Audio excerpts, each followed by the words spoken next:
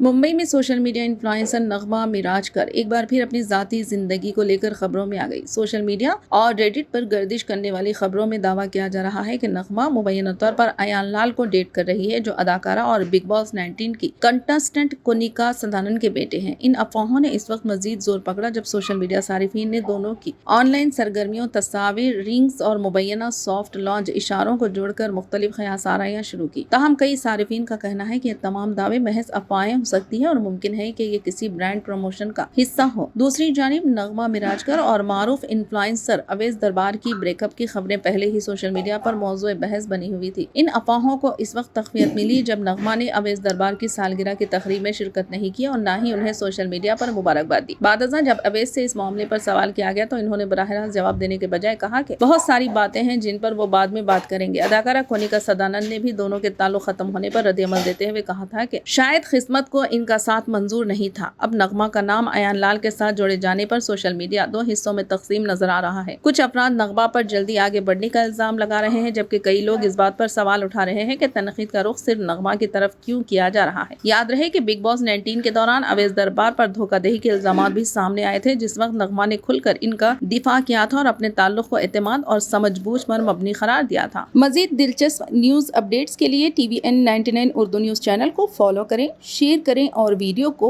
Like करें।